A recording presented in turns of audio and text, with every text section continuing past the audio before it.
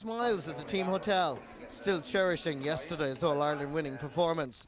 For the Clare team, Our Lady's Children's Hospital in Crumlin was the first place they wanted to bring the Liam McCarthy Cup, where they received a very warm welcome.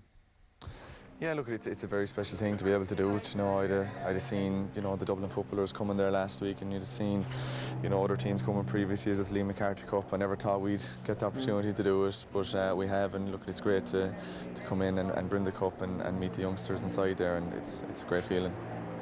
After lunch, the bags and hurleys were packed into the boot, and it was time to start the journey home and bring Liam McCarthy to the Banner County for the first time in 16 years. Through the streets of Dublin they travelled before transferring to a special train that would bring them to Limerick. Well, I'm delighted to be heading back to my hometown Ennis, and sure means the world. You get to see all the lads you played hurling with inside in the club, for how many years, and get to go back to them to enjoy a day like yesterday. It's just unbelievable. I don't think it will sink in until next week or something. I'll be sitting there lying down in bed and just kind of thinking I won Liam McCarthy. It's something you dream about as a young lad. So did the homecoming of Davy's team in 1995 inspire them? He showed us all the memories of his playing days, and I suppose it inspired us team to make our own. They're closing the doors. No bother. See you at home. Bye. So Clare hurlers are on the way home, where they can expect a massive crowd of over 20,000 in Ennis. But before that, they'll visit Cracklow, 6 Mile Bridge and Newmarket and Fergus, living the dream and bringing Liam McCarthy home for only the 4th time in the Banner County's history. Marty Morrissey, RT News, Houston Station, Dublin. And there we take a break. Coming up, Dave. Expected, but the Liam McCarthy Cup is finally with the people of Clare. And tonight we are also with the people of Clare here at the Clyde Court Hotel on the south side of Dublin, where they're having their victory celebration. And from speaking to some of those involved, I can tell you they're elated, but also emotionally and physically drained. Well, I've no doubt they will pick up again as the night goes on, and we will be speaking, of course, to some of those involved. Oh, it's fantastic stuff. It seems almost shallow to say hard luck to Cork after such a massive contribution to a wonderful final, but we have to say congratulations to Clare, and I've no doubt we'll be talking about this for a long time to come. Let's reflect on it all now with Dunlow, Cusack, Ali Moran and Gerlach. Now we have to give you first word. You were saying to me at the whistle you nearly got more pleasure out of this than when you were manager. To be in Croke Park today was just something else, because you know there are some days when you had perfect weather today, you had an electric atmosphere in the stadium, and then you had the epic nature of the contest. You know, all the 3 rhymed today, and that so seldom happens. And to be in the stadium, you know, for that first, the absolute explosive start that Clare had, you know, I thought that Cork would come on with that kind of start. Instead, it was Clare took the game to Cork, which really verified what the Clare players were saying. They were angry with themselves for letting Cork back into the last day, and they were going to take the game to Cork from the very start, and how they did it, you know. Yeah. The exchanges were so thrilling there in that first half. This quality of scores was just mesmerising at times. Yeah. And then the finish, the way the game finished, you know, Clare's valley period and Cork coming back into the game, like all the heroes weren't on Clare's side. There were heroes on both sides. It was just one of those games that you'll never ever forget. I'm very sorry that I said Lauda, c'est le viande the last night, because this even surpassed all of that. It was fantastic. All right, well, Dunlow, I mean, it is hard to sum up. I mean, Cork's contribution was so huge. Yeah, the heartache for them is brutal. To lose an All-Ireland final is a gut-wrenching experience. To lose after a game like that, you know, I think that, you know, most of the talk will be about Clare, but I think Cork deserve great credit for the way that they hung in the game. At one stage they were 8 points down, fought back, but you know, we've been on about hurling all summer, but this was the greatest game on earth at its glorious best, and it was, you know, we say it's our song or dance or war. Today it was so good to be in Croke Park and be part of the whole thing, and you know, if you like, it was the perfect narrative of what we've seen during the summer, and it was a sublime finish, really. Well, so Ali, sum it up from a neutral point of view. Well, I said to Jared coming out that, you know, in my lifetime I've never seen an All-Ireland final like it, and I don't think I've ever seen a hurling game like it. You know, the only game that even came close, I think, was the 2004 Munster final, Cork and Waterford, but this game had absolutely everything. You know, if anything, you nearly expected the game to be a lot more cynical, because replays tend to follow that trend. Yeah. But this game was anything but. Both teams went at it. Maybe from a Cork point of view, maybe they should have been a little more cynical, because again, like the drawn game, you know, Clare raced into an early lead and Cork had to do the chasing. But you know, they showed their resilience. But in what way should they have been more cynical? Well, again, you know, having watched the first game, Clare were definitely the better team. You would have expected Cork to totally negate, maybe especially the Clare forwards. And even at the outset of the game, when the ball was being thrown in, there was a bit of argy-bargy. You expected it to be a dour, kind of a game. But, Clare just got straight into their rhythm and picked off scores. They were something like 8 points ahead after 25 minutes. Shane O'Donnell had 3 goals scored. Maybe that's some kind of a record in modern-day hurling for a guy to score 3 goals in that period of time after 20 minutes, I think. After 18 or something, 18 and a half. Yeah, it's the first 8-goal final since 1972, Ger's era, which was an 80-minute final back then. But look, we're going to look at it all in detail. And a reminder, by the way, that we'll be naming our Sunday game.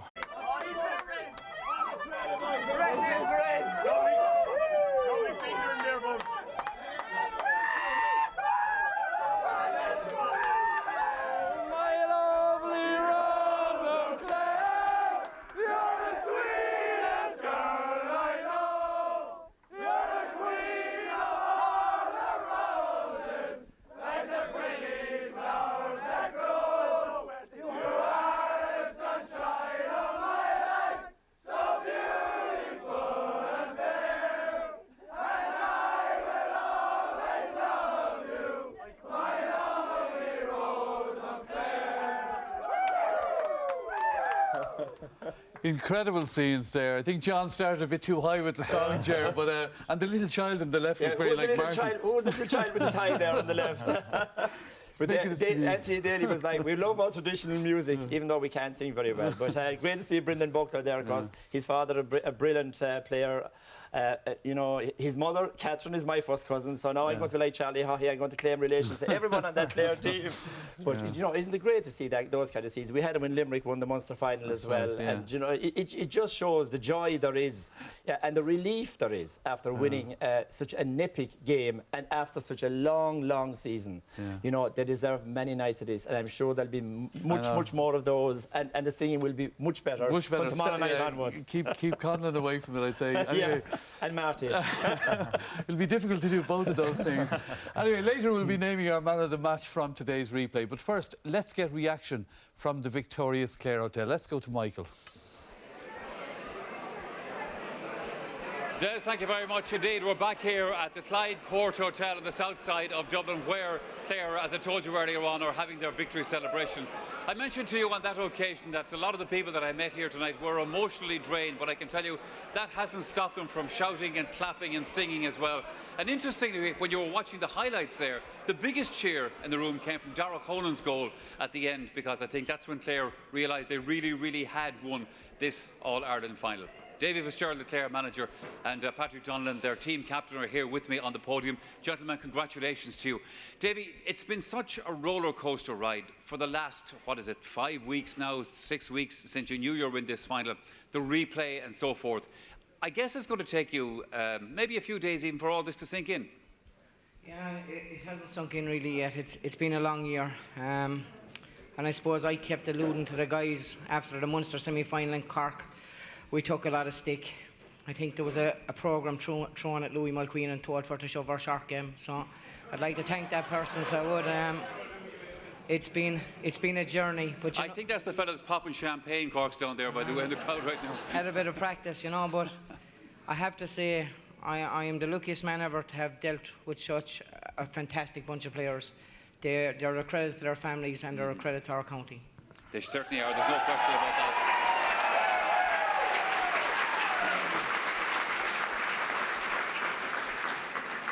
Davy, one of those lads that's the credit of the county, obviously, is your team captain, Patrick, that's there beside you. Pat, not too many people have put their hands on Liam McCarthy Cup for a Clare victory. You are one of those few. That must feel nice. Yeah, look, it does. It feels. I suppose it's still a bit surreal, and it's something that I would have grown up watching Anthony Daly going up in the Hogan stand collecting the cup, and it's something that, look, it's a dream come true. And like Davy said, I suppose it's all the more, all the better when it's part of a group that's so committed, so dedicated, and so honest. And look, just great for Clare. You lads had to draw the game, of course, 3 weeks ago to get to this replay. Today, you scored 3 goals in the first 20 minutes. You were still level in the middle of the second half. What was going through your mind at that stage, Patrick? Look, sure, a lot of stuff goes through your mind, I suppose, good and bad. But give me the next ball. Yeah. It's stuff, I suppose, that we work on, day in, day out. Look, we would pride ourselves as a team that would be very honest and would bounce back if a goal went in or a point went in against us, and something that we kind of build, I suppose, every day of training. And look, you kind of hope that it comes out and shines through in a day like today, and look, it did, thankfully, and we got the breaks and we just kind of clawed back every time they got a score. So look, we're just delighted. You certainly did that. From a neutral point of view, Davy, it was an incredible match to watch today. I'm sure you don't mind as long as you won it in the end. This has been, just one final one to you, this has been an incredible journey for people like yourself, and for yourself indeed, Davy, because as you know, Ger Loughnane is on the panel there. You're a goalkeeper in his team. Now you're the manager, presiding over what these lads have achieved.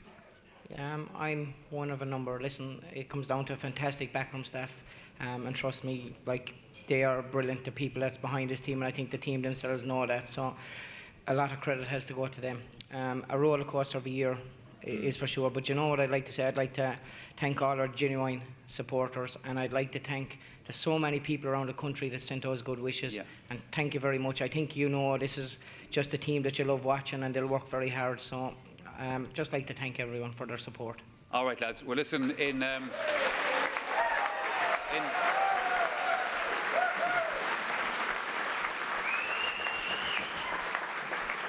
what has been undoubtedly an incredible year for hurling and some fantastic moments, you guys have been the best of the lot, and congratulations again, Davy and Pat. All right, Des, I'm going to hand it back to you for the moment. We have one more thing to do here, that's to announce the man of the match. There's a lot of speculation who that's going to be. We'll tell you later. It was like a knowing little laugh there. Anyway, these nights are dominated obviously by the winners, but it's important we spare a thought for the lads from Cork. What a day for them. Bittersweet emotions for the vanquished from Cork. JB Amma did his bit to get his team here. How they played, but Clare were the better. There's no disgrace to be beaten by Clare, who were a superb team, and I said to them, we'll take our beating like men now and move on. They've been fantastic for me and for the management team, and they've done the county proud over the whole year, and try and get back here again if we can. Two Cork players go for the one ball, and between them they've missed it, and O'Donnell's in for a hat-trick. O'Donnell has got it! I've got to acknowledge Clare, superb team, deserved their victory over both days, and I can't, but we, a great praise of them for the way they played, and the kind of hurling they played were fantastic. Murphy is very gracious there. You can't help feeling sorry when you see those pictures for the lads. You can, but I suppose, look, he'll be the first to admit that over the two games, Clare were certainly the better team. I think we pointed out that Cork only led for, I think, once in the two games, but he can be immensely proud of his players, to pick themselves up from where they were coming from and to play as well as they did today, and unfortunately not win, OK, Ger Loughnane, it's the first time in nearly 80 years that Clare scored 5 goals against Cork in the championship, and that was the key today. That was absolutely the key, and getting them at the start was absolutely vital, because they hadn't got many goals in since the quarter-final really, but nothing happens in this team by chance. It's all down to the planning and the method. Now if you look here inside where Shane O'Donnell is and Shane O'Neill on him, when Pat Donlan comes through the centre, gives him the ball, now look at the way he strikes it, down into the ground, onto Nash's right-hand side. Now look at it from behind the goals. You see the channel is wide open as Pat Donlan comes down the centre, which Clare don't do very often, but Pat Donlan is usually the man that comes down the centre. Now watch Pat Collins. He takes off and Brian Murphy behind him, running off the ball, so he leaves the channel open for the pass to be given to Shane O'Donnell by Pat Donlan. Now in this one here, when the ball comes again to Conor McGrath, look at where O'Donnell is, the positioning of the man. All that is practiced over and over again, and putting the ball to Nash's right, because he holds the ball at his left, Hurley with his left-hand side, so he has to get the Hurley right across his body, so don't put it in at that side, put it in low at the far side.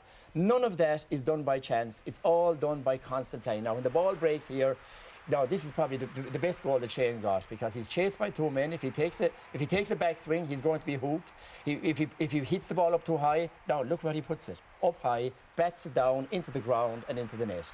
Now this is probably the goal of the season by Conor McGrath. Not alone where he got it, but where he put it. Now Shane onside him again, and he could have given another pass there. But again, where does he put it again?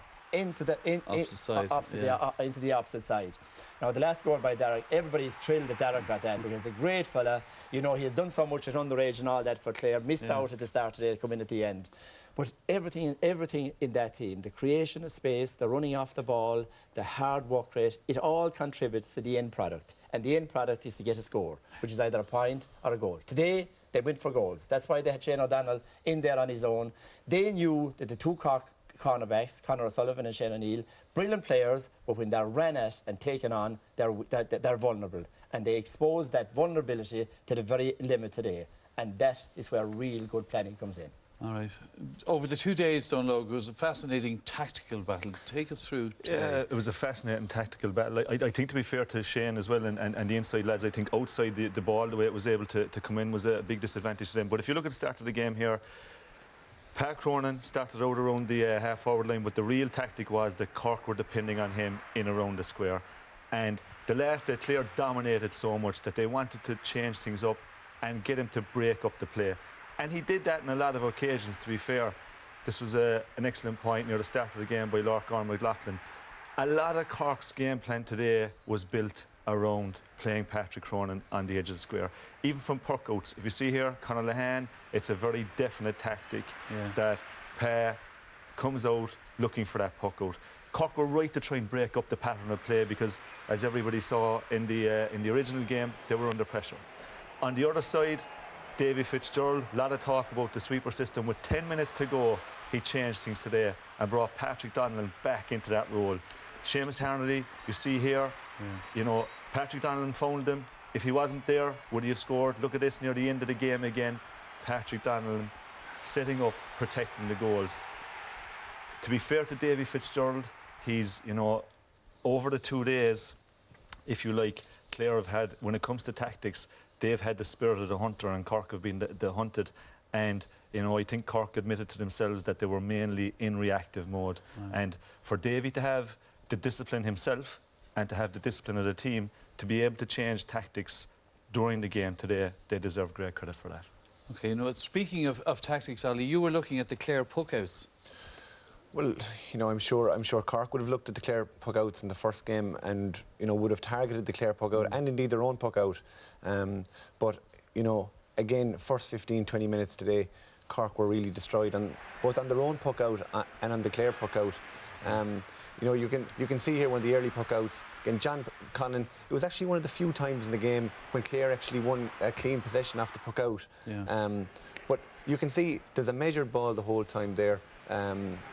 By Clare, down that channel, Colin McGrath on the whirl the ball, again picking up the breaks, and you know there's method to his ball in as well. But you can see here for the whole duration of the first 15-20 minutes of the game, Clare were targeting that area. You can see here if we stop here, Christopher Joyce misses the ball, Shane O'Donnell gets on the ball, is moving away from the goals, takes 2 Cork defenders with him.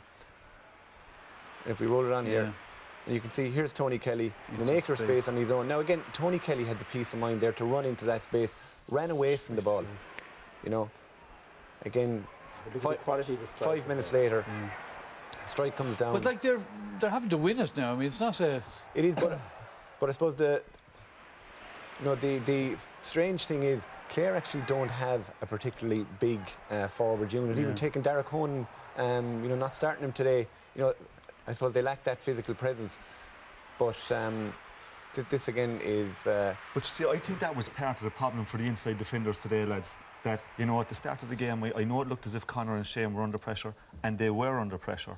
But the time that Clare had out the field to give those diagonal balls, quality ball in to the forwards and side. Forwards love that type of ball. It was the time they made, how they created that time. And how they created that time was the man under pressure getting the ball to the man in space. And the man in space then has the time to deliver that diagonal ball across the. But the ironic that's all done in mini games inside when they're training. It's all like you cannot praise Davy and his backroom team enough for the tactical plan they have. This is the one that when they were practicing early on in the year, you know, things were going wrong and people were creating, naturally enough. But it's getting smoother and smoother. And considering they're so young, it's even better that plan is going to get. But I think what's actually ironic is that, again, Clare don't have the biggest you know, ball winners out there. There are very few natural ball winners and actually one very little primary possession. But when the ball was on the deck, it's like, you know, in rugby parlance, looking for the dirty ball or for the secondary ball. They hoovered up all that. They were sharper, were they, on those? Seemed to be way sharper. And I think that's going to disappoint Cork in a big way because they would have targeted, you know, Cian McCarthy was brought in especially to I suppose, negate Clare's dominance in the air. Now, they did to a certain extent. But the problem was Clare were winning all their own ball, and that was the foundation for most of Clare's scores as well. OK, well, we've chatted here about the many positive things from Clare, but like, we have to go back to what was said earlier. Cork did not give in. Time and again, they hung in there and came back. Definitely, and you know, I think after that 25 minutes, Cork were 3-9 to 1-7. They were 8 points down. Yeah. They were after getting outplayed. They'd been outfoxed. You know, tactically they were shown up by Clare, as we've seen here. But you know, from that point on, you know, Cork realised that if they didn't get a hold of the game quick, the game was going to be over at half-time. There was a classic score there from Seamus Harnedy. But you know, one of the guys that personified Clare or Cork's comeback was Pat Crone. You know, set up the point for Harnedy, scores a great point a couple of minutes afterwards. We can see him here as well. He gets fouled. Great ball in by Seamus Harnedy. Again, he's fouled here by Cian Dillon, who probably won't like to watch some of the clips here. But you know, Patrick Cronin was winning vital possession for Cork, and you know, all of a sudden they went from a situation where they were completely outplayed to, you know, getting a foothold in the game. Yeah. You know, they actually got 4 points in a row between the 25th minute and half time. So a game that they were out of, all of a sudden they were back in. After I think 50, 52, 53 minutes, they'd actually made up. Here's a classic score again by Pat Horgan. High ball, wins a great ball here, brings it down. You can see here if we take this in slow motion, like the level of skill in that caption there, pops the ball over. So that brought it to a drawn game. So in the space of something like 24, 25 minutes, they'd gone from being 7 points down to drawing the game. So I think they scored 9 consecutive points, you know, to go from 1-7 to 1-16. And actually interesting as well, Des, in that period of time, I think Clare only scored 1 point. So when you consider a team scores 5-16 but only scores 1 point in something like 25 minutes, which puts a question mark over Clare. That Clare hung in there, Chair, during that time. I mean, I thought the fans' heads were dropping a bit. Well, listen, everybody tomorrow is going to say, you know, all the papers you read tomorrow, they're going to say from the 25th minute to the 52nd minute, which is 29 minutes or with extra time and all that, Clare scored 1 point. But the quality of defending was absolutely outstanding in that stage. Now, this would be the time when traditional Clare teams would have absolutely flopped. Cork would have taken over and would have ran out. This shows the difference between this team and to teams of Clare way back in the past. Now, when heroes were needed, 2 men especially stood up.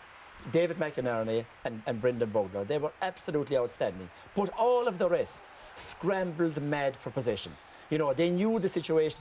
It was desperation hurling from both sides at that stage. But the way they hung in, got a hurley in, got a block in, got a foot in, went down over the ball, drove forward. Look at Brendan Bogler here. Real leaders were there. But they weren't getting a score, though, Jerry. Sure they weren't. They were defending. But they were defending until this happened here. They were defending. Shane O'Donnell lanced the Boyle. You know, he was the one that it was fitting that he would. Like that when Shane O'Donnell scored that point, it was followed by a John Conlon point, it was followed by a Colin Ryan point from a free, 3 points in. And even though Cork got a goal after that, Clare felt that the game had swung in their favour again. They had survived that valley period. And I was just saying, hang in there, you know, just hang in there, you know, and don't give away a goal at that stage. And they never let Cork get ahead. That was absolutely vital. And Don Logue, I'm sitting with you at the match, and you were emotional about it all almost at the end of it. So you can wrap up tonight with the greatest game. Yeah, look, Des, hurling is the greatest game on earth. There's absolutely no doubt about it. And, you know, the excitement, the unscripted drama that was here today, typified by this, you know, the skill of Anthony Nash to throw the ball that distance. I think there was 13 Clare players in the goal. You know, people might say there's a big goals. It's not. There was a very small gap there. Half a parish standing there, yeah. You know, the excitement here. 1 point on this. Seamus Harnedy, look where he was pulled down on the 21. And look where Anthony Nash is taking the free from. Cork maybe could feel a bit hard done by there. But the excitement when this was going on, even though 31 when he hit it anyway. And this goal here was scored by Seamus Harnedy. Fair play to Conor Lehane. Wasn't having a great day, but he still took it on. Great strike off the ground. And within the next 2.5 minutes, we saw the amount of excitement that we saw. We saw a couple of missed scores. We saw Clare here, typical them on the day. Watch the heads up here, looking for the man.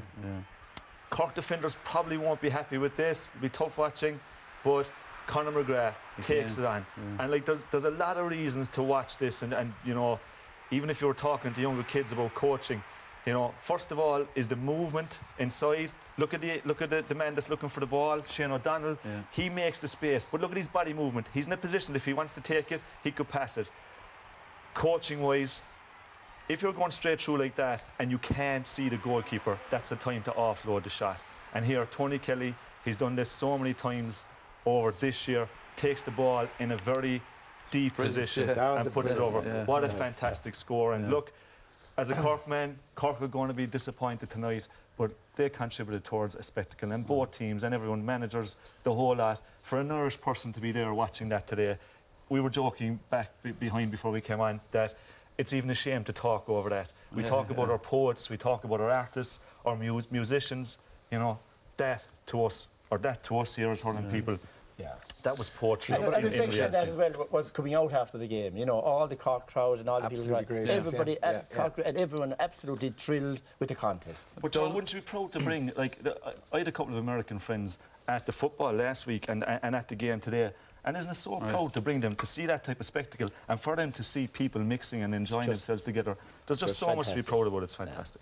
Okay, it's time to name our Etihad RT man of the match from today, and the nominees are Dunlog. So, first nominee, Conor McGrath. You know, I think he was on the ball more than any other player today. You know, I saw him against Wexford this year and I said, this guy is serious and has serious potential. He set up a number of goals and he can be very proud of his performance. Ollie? Shane O'Donnell is our second nomination. Not surprisingly, finished the game on 3-3. Very funny to hear Tony Kelly say before the game that he hardly knew, you know, before he was getting onto the bus, to go in All-Ireland final and score 3-3. It's the stuff dreams are made of. You know, he's a worthy candidate. Okay. And our third one, Chair? Our third one is for Cork, Stephen McDonald. You know, who'd be the least trumpeted of the Cork defence, really, but had an absolutely terrific game today. And especially in the second half, he was just heroic. He covered all across the line, full back line, half back line. He was absolutely everywhere, delivered great ball into the forwards, and it wasn't because of him that Cork lost today. All right, then. It's time for the big announcement. Let's head straight back to Michael. Michael.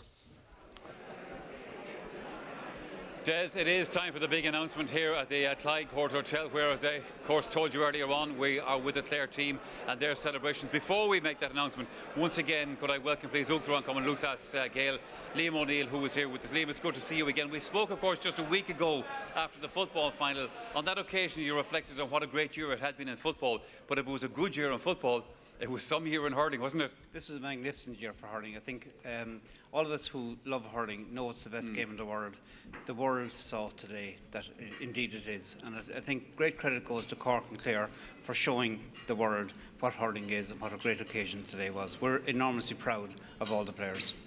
Liam, you represent both sports, obviously, but I know you're a big hurling man, and the kind of season we've had, I suppose, must give you personal pleasure. Absolutely. We've had the best season ever. We had fantastic campaigns in Leinster. We started off with a fantastic league final between Kilkenny. Kilkenny won. We had another game involving Kilkenny fighting for their lives against Tipperary. Dublin came through in Leinster. Limerick had a magnificent run in Munster.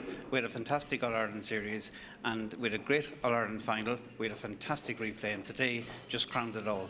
And just briefly, we've come to the end of the season, but of course, next Thursday, we have the draw for next year's championship, and it starts all over again. Yes, it starts all over again, but really... You're only champions for a week, by the way. It starts all over again, but never, I think, will a season be viewed with such enthusiasm. Yeah. Everyone's looking forward to it. We're just on a high at the moment. Hurling is at a better place than it's ever been in my lifetime, and certainly the history of hurling. And we're really looking forward to a fantastic season.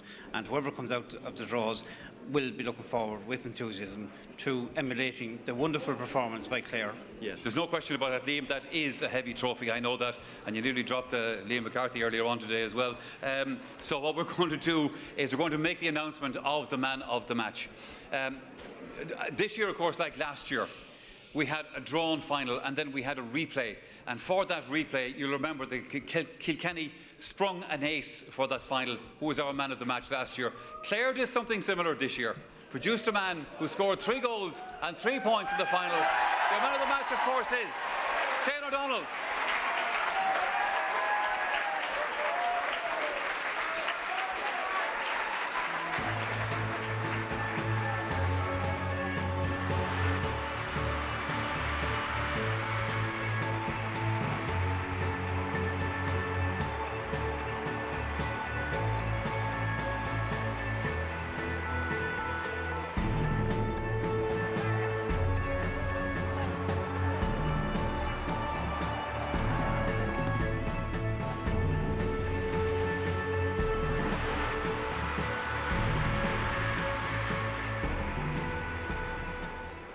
last time I got it. Yeah, Shane, listen, you're getting a huge ovation, rightly so, from the crowd here in the hotel. You've got the trophy. Congratulations to you. By the way, in case can I also give you this? This is from Etihad Airways. These are 2 tickets to Abu Dhabi.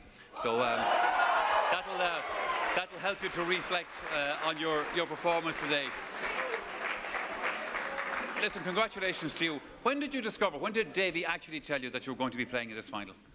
When we were getting food earlier, I'd say about a couple hours before the match, he just pulled me aside and said, "You're starting ahead of dark." Had you any clue before that, genuinely? No, genuinely not. No, we've been told now that team on Wednesday at dark starting and everything, and that's what I believed, and sure, I only found out different a couple hours before the game. So basically, you didn't have time to get nervous then? Yeah, exactly. I get very nervous now before matches, like, so it was, in hindsight, it was brilliant, like, to only get a couple hours to get nervous before it. So, yeah, and obviously then you had the 3 goals scored before Cork figured out who you were. Was that it?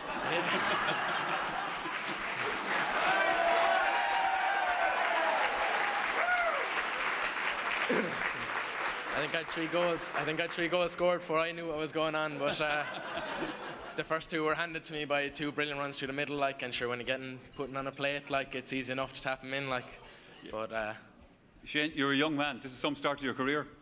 Yeah, it's great. Jeez, I was only delighted to get on. Like, when I got told, I was getting so excited, like, I didn't even have time for nerves, and just, it was unbelievable, like. Listen, congratulations on your performance again. It was absolutely fantastic, as was that of the Clare team. Mind that trophy. We have something to put that into, so you don't drop it or lose it or anything like that. And enjoy that trip to Abu Dhabi. That's our man of the match, Shane O'Donnell, ladies and gentlemen. And as you can probably hear behind me here at the Clyde Court Hotel, the atmosphere is ratcheting up here at the celebrations, which are going to go on for a long time. There's one thing I guarantee you, we heard in the 90s, it's back, the banner roar. It certainly is. Congratulations to Shane. New heartthrob, I think, by the Shannon. My thanks to Donal Logue, to Ollie and Ger, and to you for watching. And we end by sending our commiserations to an excellent Cork team, and hearty congratulations to the men from Clare, All-Ireland Hurling champions.